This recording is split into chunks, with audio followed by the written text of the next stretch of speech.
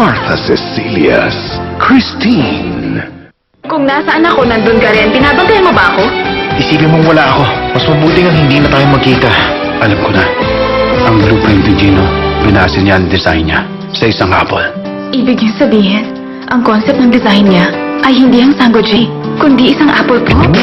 May sakit si Gino. Talaga? Gino, kumusta ang pakiramdam mo? Umalis ka na. Huwag kang umalis. Samahan mo ako. Gino, naniniwala ako sa iyo. Sabihin nating katangahan, malulungkot ako, pero papayag ako. Hindi kita iiwanan.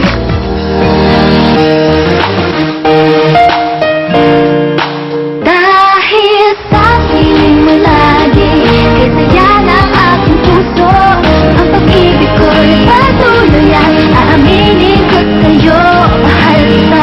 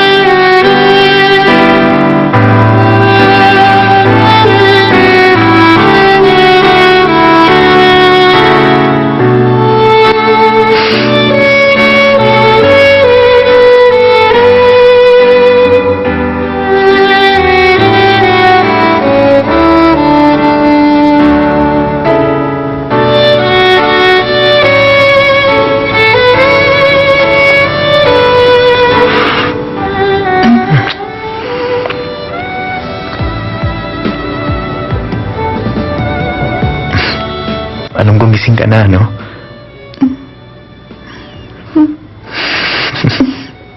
Sinabi ko na sa'yo, hindi ka isang magaling na artista. Ewan ko sa iyo. Halika nga rito. Ano ba? Oo, arte mo. 너라는 사람을 만나게 되면 그리고 Julian? 사랑이 있다는 걸 Salamat. 진짜 사랑이란 어떤 맛일까 달콤한 기분일까 Alam mo, meron akong isang wish. Ano naman? Bago ako mamatay, sana may makaimbento na ng time machine. Bakit naman yan ang wini-wish mo? Dahil gusto kong sumakay doon para makabalik sa past. Anong panahon? Nung 5 years old ka pa lang.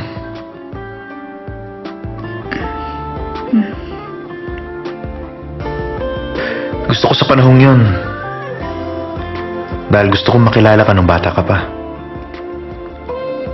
Tapos, hahawakan kita at sasabihin kong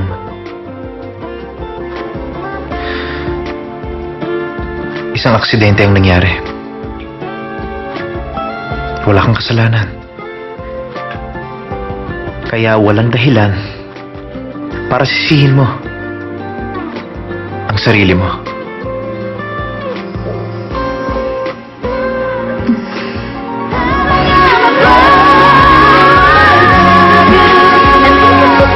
Hindi mo kailangan ng time machine para bumalik sa panahong yun. Dahil nandito ka na sa tabi ko para sabihin ang gusto kong marinig. Maraming salamat, Gino.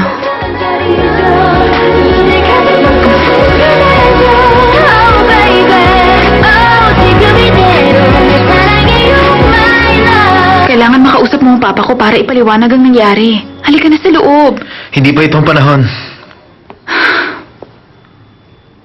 Ano nangyayari?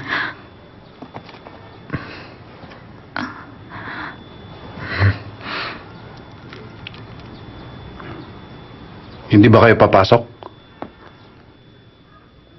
Hindi ka nagpaliwanag sa akin noon. Kaya tatanungin kita. Ninakaw mo ba ang blueprint ko nung nandito ka? Yes, sir. Hindi mo nanakaw yun, Gino. Ipinasa yun ni Arthur na hindi sinasabi sa'yo. Ninakaw mo nga ba? Pinasa yun ng isa sa mga tauhan ko. Inaako ko ang responsibilidad. Bakit ka nga pala tumira sa Sango J? Sinadya mo ba yan para gamitin lang ang anak ko?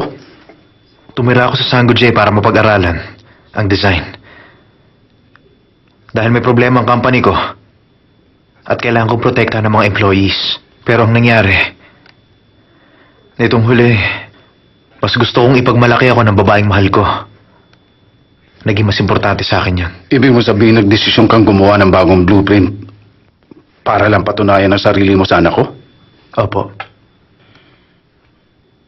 Sa kabutihan pala nakapasok ang blueprint mo sa final judging.